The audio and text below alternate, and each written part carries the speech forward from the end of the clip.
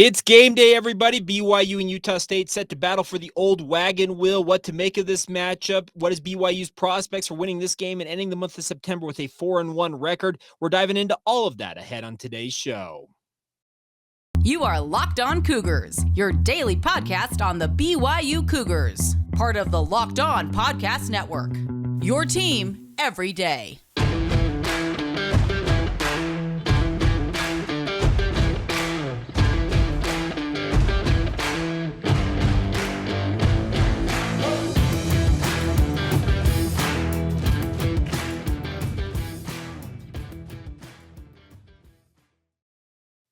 What is up, my friends? I'm Jake Hatch, your host here on Locked On Cougars, your resident BYU insider. Thank you for making Locked On Cougars your first listen of the day. Our title sponsor today is our friends over at BetOnline. Today's episode is brought to you by BetOnline, which has you covered all season long with more props, odds, and lines than ever before. That's BetOnline, where the game starts. All right, let's dive on in today's show. But a quick reminder right off the top that we are your only daily podcast focused on the BYU Cougars. The goal here, simply stated, is to make you guys the smartest fans in the room when it comes to the BYU football program, basketball program, and everywhere in between. You will stun, astound, and amaze the people around you with your knowledge, and your little secret is this podcast. All right, big matchup tonight, 6 o'clock p.m. Mountain Time at LaVell Edwards Stadium. The battle for the old wagon wheel. BYU and Utah State set to do battle. It's been 100 years since the first time they played. They first battled in 1922. Of course, it's 2022 this year. They have played, I believe it's 91 times in that run over the 100 years. And BYU has actually had a pretty healthy record in the last 50 years, obviously, since LaVell Edwards took over as the head coach. The funny thing about this is if you look at the history, in the first 3 years of LaVell Edwards' tenure, Utah State actually beat him the first 3 years of his head coaching run in Provo. But since then, it's been pretty much all BYU since. And that's the thing about tonight's game. Going into it, I guess I'm not bearing the lead here, is BYU is heavily favored in this game. Our friends at BetOnline, who we'll talk about here in a little bit, have BYU as a 24-point favorite. They think this game isn't going to be close. They think BYU is going to run roughshod over the Aggies, and for good reason, because Utah State, they're a paltry 1-3 coming into this game. They're limping in here. They're all kinds of banged up, especially along their defensive front. Now, BYU, we'll talk about this in a moment, also has their own injury concerns. But Utah State, from what they were a year ago, a 10-win team, a team that won the Mountain West Conference title, this is just like a wholesale shift for the Aggies coming into this matchup. And they're quite literally limping into this matchup. Now, I can tell you guys this much. Blake Anderson comes on my radio show, DJ and PK, on the KSL Sports Zone every week on Monday. And he said in his interview with DJ and PK that Logan Bonner, Utah State's starting quarterback, was carted off the field during their loss to UNLV last week, right at the end of the game. And he said that we're going to have to kind of monitor his status throughout the week and see how he does in the lead up to this game. I can tell you, having talked with some folks in Logan, he is still in a boot as of yesterday. So as of recording this podcast, I'm recording this on Wednesday night, he was still in a boot, and I think he was questionable at best to play in this matchup. If he's unable to go, that means former Orem high star Cooper Legat is in place, I guess, to be the starting quarterback for Utah State in his proverbial backyard. This is a kid who, like I said, played at Orem High School just up the hill from BYU, and was a guy that was very, very good at the high school ranks, had a very nice touchdown throw in relief of Logan Bonner in their bowl game a year ago. But his experience, it's limited. This year, Logan Bonner has completed 62 of 110 passes for 753 yards, a 56.4 completion percentage, which is just absolutely abysmal relative to what he was a year ago. Cooper Legat, in his limited action this year, 7 completions on 17 attempts for 40 yards. That's a 41.2% completion percentage. Legat has no touchdowns against 1 interception. Logan Bonner, to his credit, 6 touchdowns, 8 interceptions. 5 of those last week against UNLV, and things aren't going well up there in Aggie land. And that's the thing about this matchup, is I feel like BYU should be fairly confident in this game. You can't come in thinking, okay, we're just going to run roughshod over these guys and take them too lightly, because they are still a football team. And if you have some turnovers, you give them some ability to get some confidence, that type of stuff, all of a sudden this game can flip on its head. But the nice part, I think, if you're BYU, is this looks like a completely different match than most of us, yours truly included, coming into this game. I thought, going into the season, I guess I should say, I thought this game was going to be far tougher than it appears to be right now. Now, Utah State does have athletes. Let's be very clear about this. They do have a bevy of guys who on any given play can hurt BYU. I think Calvin Tyler Jr. is a fine running back. He leads the Aggies right now with 292 rushing yards on the season. He has no touchdowns. They actually only have one rushing touchdown on the season. That comes from Robert Briggs, who is the second leading rusher with 167 yards on the season. The Aggies for the season as a team are averaging 3.6 yards per carry. They've struggled to run the football. Brian Cobbs is their leading receiver with 241 receiving yards and one touchdown. He's got 18 receptions on the year. Justin McGriff, who's a very tall and rangy athlete, has 13 receptions for 204 yards. And then Terrell Vaughn, 12 receptions for 127 yards. So they've spread the wealth around when it comes to the receiving options. But like I said, they just have not been able to do much of anything. They have 820 rushing yards, 820 passing yards on the year, a 53.3% completion percentage across all the different guys who have attempted passes this year. Literally nothing has gone right for this Utah State squad. So they're going to come into this matchup, I think, desperate and hungry. They obviously want to get their season jump started, and a win over a nationally ranked BYU team who's number 19 in the country would do just that. But I think if BYU comes into this game and has their head on their shoulders, understands what the task at hand is to get to 4-1 coming out of the month of September, ostensibly move up in the national polls coming up next week with a good performance, because you're the only team on TV outside of South Carolina State. And those of you who mentioned on my Twitter feed as well as in the YouTube comments, well, BYU's not the only game playing. Now, at the time of recording of that podcast, BYU was the only team playing. South Carolina State was added to Thursday night's lineup because of the effects of Hurricane Ian, which is absolutely just run roughshod in southwestern Florida. Our thoughts and prayers go out, by the way, just on a sidetrack note for a minute here. Our thoughts and prayers go out to the people and the families and all those affected by Hurricane Ian. Hope that all can be as well as it possibly can be. The storm surge there, some absolutely terrifying scenes of that storm roaring ashore there on the west coast, the southwest coast of Florida. But nonetheless, it's a big opportunity for BYU because, yeah, South Carolina State is going to take some eyeballs, but let's be honest, two rivals playing a game on national TV on ESPN, that's going to draw a lot of people's eyes, and obviously there's going to be the NFL game going on as well, but that's streaming. There's a lot of people out there who still don't necessarily know how or want to stream games. I am a guy who's been streaming for many, many years, but I'm still very much in the minority. A bevy of you probably still have your cable packages, and there will still be people that are be looking around for the NFL game. Like, I can't find the NFL. Well, there's this football game. Let's watch BYU and Utah State. It is a huge stage for BYU to be playing on in this game. Like I said, Utah State, they come into this one, and I think that BYU, if they just go out there and do what they do, BYU should be able to run it up in this game. And that's no disrespect to Utah State. It's just a simple fact of the matter of where things stand for these two programs. They stand in kind of stark contrast to one another coming into this matchup.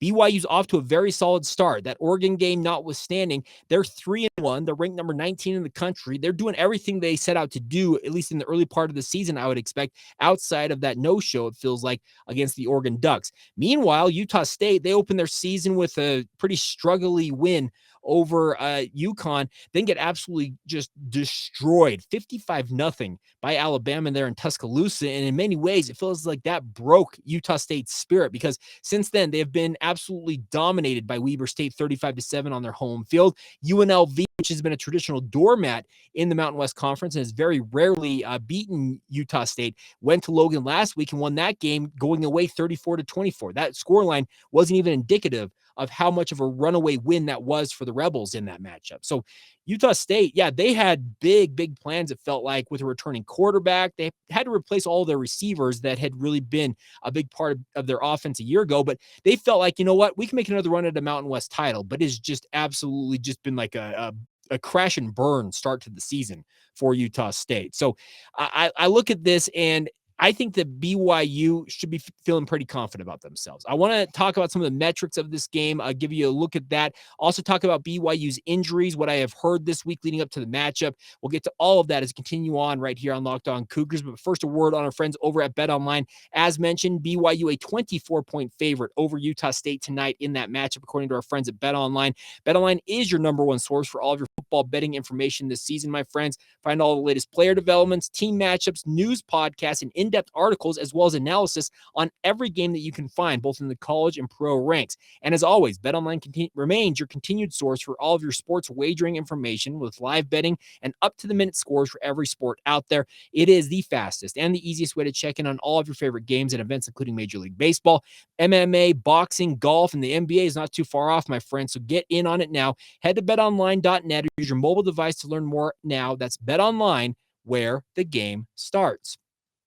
Thank you once again for making Locked On Cougars your first listen of the day. Always appreciate you guys checking out the show. Now, I mentioned I wanted to talk about the metrics in terms of how much of BYU is a favorite in this game. And to pull this up here, this comes from Statso War on Twitter. Parker does an incredible job with these each week, and I would encourage you guys, if you don't support his work, I would encourage you to do so. I'll maximize the screen so you guys can see this here. But if you look at this, all that red there that features Utah State on the left side here, that is very bad. You don't want to be in the red on this. 124th out of 131 on EPA margin, 125th on offensive margin is absolutely abysmal. They cannot score. Their expected points in any given game is just atrocious right now. You can see right here the win probability up in the upper left corner. And those of you listening on the regular podcast feed, you can go find it. It's Stats War. I've also retweeted it on my Twitter feed at Jacob C. Hatch, or you can just Google Stats War on Google and it'll pop up as well. The win probability percentage for BYU is 97.02%. They expect BYU to run away with this. Projected points for BYU, 38.8, 12.8 for Utah State. This game is not supposed to be close. And like I said, the two squads entering this matchup couldn't be more disparate in how they have essentially started the season. BYU's flying high right now. They've got one of the best quarterbacks in the country. Jaren Hall is doing absolutely phenomenal things. Hearing from some people that more and more NFL scouts, we're talking upwards of 10, 12 guys at a time anymore, are showing up to BYU football practices, and they're checking out more than just Jaren Hall. But the most questions, based on what I understand about the coaching staff at BYU, the most questions they are answering right now relate to Jaren Hall as a quarterback. The NFL is intrigued with him. He's off to a flying start this year. We kind of talked already about what's going on with a guy like Logan Bonner, who has just absolutely had an abysmal start to the year, whereas a guy like Jaren Hall, he's been absolutely lights out. And that's the crazy thing about this is you look at the stats, there couldn't be stand a more stark contrast to one another. Jaren Hall, 1,164 yards on a 71.5 completion percentage. He's got 9 touchdowns against the 1 interception. It's just the quarterback rating at 158.7. It's similar to what I just talked about with the overall matchup between the Aggies and the Cougars. You couldn't find a more lopsided one-way matchup between these two quarterbacks. And that's even if a guy like Logan Bonner plays. I'm not expecting him to play in this game. I think this is a game that doesn't count against the Mountain West standings, obviously, for Utah State. And the fact that he was in a boot and had to be carted off the field last week at the end of the game, that screams to me a guy who is beat up and I think probably needs at least a week off here. And I would expect that Cooper Laga plays in this game. But like I said, Jaren Hall, off to an absolutely incredible start. Now, who will Jaren Hall be throwing the ball to? Everything I'm hearing in the lead up to this game, and Gunnar Romney said it himself on the KSL Sports Zone, the station I work for, that he is expecting to play in tonight's game, so he will make his season debut. It's very exciting to have the prospect of having Gunnar back out there. I don't think you necessarily can count out a guy like Puka Nacua. Kalani Sitake said they were still evaluating him early this week. Everything I've heard since that Monday press conference is that they have been continuing to work with him. I think they give him the week off. Even if he were technically cleared to go, I don't think you need a guy like Puka Nacua in this game. You want to get him ready for Notre Dame in just 10 days' time. So I would assume that he probably sits out tonight's game. But the good news is on the other injuries, it sounds like pretty much everybody outside of Jackson McChesney and Josh Larson, who underwent surgery, it looked like on his lower leg. I saw that on Instagram yesterday. Outside of those two, nobody's necessarily been ruled out of this game. There are a bunch of dings and dents for BYU. Kalani Sitake said that Max Tooley should be available in this game. Guys like Earl Tuioti Mariner should be available as well. I would assume that other guys who have had injury concerns of their own, Atunai Samahe, Caden Haas, etc., if they are cleared, they'll likely play in this game. But at the same time, there were a number of guys like Thule a week ago that BYU decided, you know what, with the 5-day turnaround, you're going to rest this game and you're going to play in the next game to get yourself ready for Notre Dame. It's a load management thing in many ways for these guys. And think of it this way. And a lot of you out there probably aren't soccer fans, but I am a soccer fan. And when it comes to soccer, a lot of times you'll have what they call squad rotations is what they call them. But it's when a soccer team plays 3 matches in a very tight, compressed schedule, usually within 7 or 8 days. They have what they call mass roster rotations, where they actually have guys play a game, the very first game of the 3. Then they will rotate and not play the second game, or maybe 45 minutes in that second game, get the rest, and then hopefully be ready to go for a full 90 minutes in that third game. That's with how tight the schedule was for BYU in this 2-game set, where it's 2 games within 5 days, giving guys like Max Tooley, Earl Tuioti Mariner, etc., the opportunity to rest a little bit actually may work to their advantage, where they're more fresh for this game, and then they have that extra time off, the 10 days or so between Utah State and Notre Dame, to get themselves ready for that matchup in Las Vegas against the Fighting Irish. I actually think they're being very, very smart about this. The strength and conditioning staff, the sports science people at BYU, they have been very much all in on making sure that BYU has the best information at their fingertips, speaking of the coaching staff, to make decisions on how to go about putting their lineups out there, deploying the lineups to their most advantage. But just looking once again at these graphs for Utah State and BYU. BYU's got plenty of red in their own right. The rush defense has got issues, and obviously that's probably what Utah State's going to lean on in a game like this if they want to have hopes of winning it, controlling the line of scrimmage and hopefully shortening the game, getting some turnovers, that type of stuff. If they want to spring any type of upset, if they want to have hopes of that, they've got to take care of that side of the ball. But just with all of the statistics here, the advanced metrics here from our friends at Stats War, it screams to me that BYU should roll in this football game. And I don't want to count chickens before they hatch, but if BYU comes out of this month 4-1, aren't we all, as collectively, media, fans, players, coaches, administrators, aren't we all thinking, okay, that's exactly about as well as things could have gone? Obviously, you would have liked to seen a better performance against Oregon, but going into the season, I said my benchmark for BYU's success was a 9-3 record. As it stands, if they make it to 4-1 after tonight's game, I think that BYU is right on track to do exactly what I thought they were capable of doing coming into the season. They go 4-1 in the first month. Then you have a huge kickoff to next month with obviously the back-to-back against Notre Dame in Las Vegas, and then you're home to nationally ranked Arkansas the week after that. Those are 2 huge games.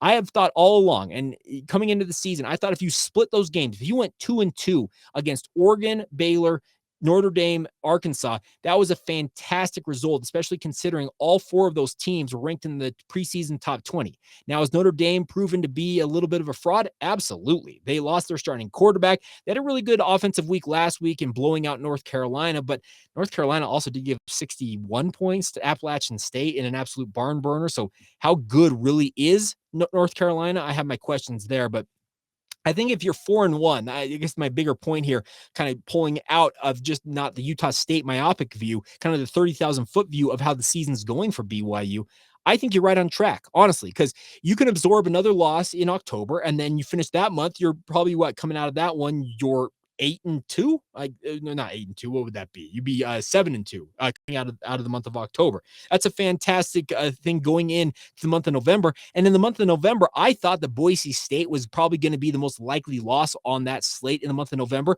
But suddenly, Boise State has lost to UTEP. They have fired their offensive coordinator. And oh, by the way, their 3-year starting quarterback in Hank Bachmeier just entered the NCAA transfer portal. So it seems like Boise State is a little bit of a dumpster fire in their own right. So things are shaping up right now for BYU to make quite a run here. I think a 10-win season, if you win this game tonight, you split those games against Arkansas and Notre Dame, not looking too far ahead, but if you split those games, I think 10-2 is absolutely on the table for BYU. Now, if you sweep the games against Notre Dame and Arkansas, you win both of those, 11-1 and potential run at a college football playoff berth, a New Year's Six bowl game? Is that in the cards? Potentially. I don't think the college football playoff has any interest in BYU or letting anybody spoil their party with the big brands they like to seem to put in that game. But at the same time, if you handle your business here, if you're BYU led by an absolute rising superstar in Jaron Hall, The ceiling is the roof, to use the expression from Michael Jordan. There is no cap to what BYU is possibly capable of doing. You get what I'm saying. There is no telling what they could pull off this season if everything goes the way it's shaping up right now for the Cougars. And that's a very positive thing. The way things are laying out for the Cougars right now, it's almost like a dream scenario in many ways. Was the Oregon loss disappointing? Abso-freaking-lutely it was. But it's only one loss. It's a long season. This is game 5 of 12, and it's crazy to think that we're already through the month of September practically, and we're already into October, but at the same time, it is the best time of year, and I think the BYU's got a very good shot tonight. I'll give you my prediction for the game. We'll get to some other notes when it comes to other BYU teams in action tonight. We'll get to all of that as we continue on right here on Locked On Cougars. All right, before we go here on today's show, obviously a big matchup tonight between BYU and Utah State, but they're not the only BYU team in action. If you want to support some of the other teams out there, you actually have an opportunity to go out and watch the BYU softball team in action. They're going to be hosting their second blue and white scrimmage of the fall season. That is at 1:30 p.m. Mountain Time at Gail Miller Field. The way I understand it about BYU softball is it's free. You can go and just watch the game if you want to enjoy some fall softball.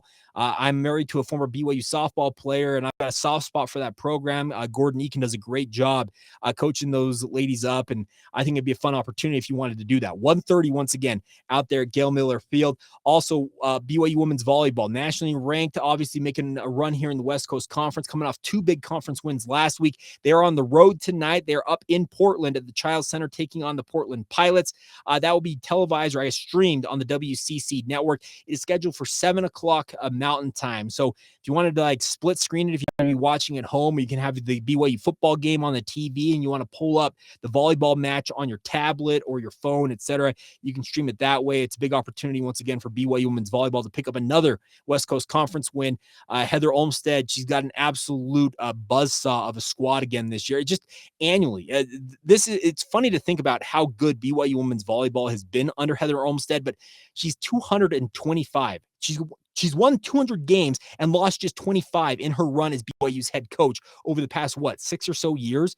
It's just an absolutely historic run that BYU women's volleyball is putting together. And I would encourage you guys, if you have the opportunity to support a BYU women's volleyball, please do so. They're absolutely phenomenal. It's a fun sport. It's a fast-paced sport. It doesn't lack for action. There are times that I've had people tell me that softball can drag on, and it can, absolutely. These football games can drag on. Well, softball in a way too. It's kind of like baseball, where there's so sparse action interspersed with a bunch of just kind of sitting around in many ways. Volleyball's not that.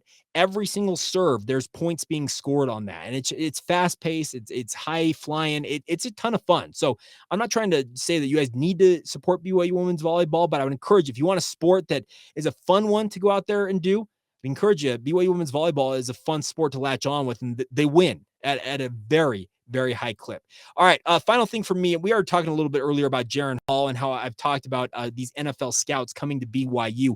Well, if you want an idea of where other high-level BYU athletes are ranked right now in the NFL draft circles, Blake Freeland is currently Mel Kiper's number 6 offensive tackle. Coming into the season, he was actually number 3, so he's moved down the list a little bit. There's guys like Paris Johnson from Ohio State, Peter Skoronsky from Northwestern. Those were the 1-2 in the preseason rankings, with Blake Freeland number 3. Blake's kind of slid down the list to number 6, but Blake is still in very much a prime spot. If he decides that this is his final season in a BYU uniform, he's going to make himself plenty of money, because offensive tackles, they come at a premium, and an athletic freak like of a guy like Blake Freeland is, he's going to make himself plenty of money. But the good news is his running mate, a guy who's on this show every single week, Clark Barrington, he's the number 4 ranked offensive guard, according to Mel Kiper. Osiris Torrance out of Florida, number 1. Jarrett Patterson, who BYU will see in 10 days' time again at Notre Dame, he's number 2 on that list. And then Layden Robinson from Texas A&M is number 3. And then there's Mr. Clark Barrington at number 4.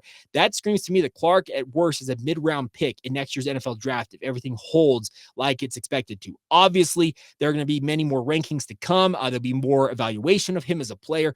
But that's the fun part of a guy like Clark, is he's getting all kinds of attention, and it's all well-deserved. By the way, he was also named a semifinalist for the William V. Campbell Award, which is an award that goes out to the best scholar athletes in college football. There are 156 athletes athletes across all levels of football, and Clark was named as one of those 156 semifinalists. So congratulations to Clark. I cannot wait to have him on the show next week and mess with him a little bit and be like, hey, look at you, Mr. Smarty Pants. I think he's studying construction management. So it's not an easy major. He's not out there kind of loafing his way through school. This is a dude who's getting it done.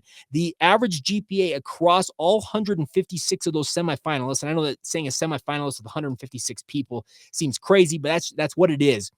The average GPA across all those players is a 3.62 GPA at the college level. Any of you know how much time school requires of these guys as well as playing football does, you would be astounded at the fact that these guys across the board, all 156 of these athletes across various levels of football, they average a 3.62 GPA. That's absolutely incredible. And I tip my cap to Clark Barrington as well as the rest of the honorees on that list. BYU is going to be facing Utah State tonight. Chandler Dolphin, the starting center for Utah State, was their nominee for that award. So congratulations to him in his own right as they go up into battle on this game. But looking forward to it tonight, my friends. I will have pre and post game duties on radio on the KSL Sports Zone. If you want to tune in on 97.5 FM, Alex Curie and myself will have you guys covered both pre and post game. I'll have a post cast edition of the show that actually probably count as our Friday edition of the podcast coming out late tonight. Looking forward to that. It's going to be a very late night and I'm a very early morning the next morning getting ready for my radio show, but this is the best time of year, folks. Enjoy the game tonight. My prediction, by the way, probably going the way you guys think it's going to go. I've got BYU 45, Utah State 13. I think it's not close. I think BYU runs away with this one. And let's be honest, if it's the last time these two schools are going to play because there's nothing on the schedule beyond this, lay the wood on Utah State and tell them, hey, you truly are little brother. All right, that'll do it for us. Thank you for making us your first listen of the day. Make our friends over at the Locked On Big 12 podcast your second listen. Get ready for the weekend ahead and all things Big 12 action with Josh Neighbors. Does a great job making sure you're apprised of all of the news and notes in the Big 12 conference. Get that free and available wherever you get your podcasts, just like this one. Until tomorrow, have a great day. Enjoy the game tonight, and we'll be back with you guys again soon. This has been the Locked On Cougars podcast. See ya.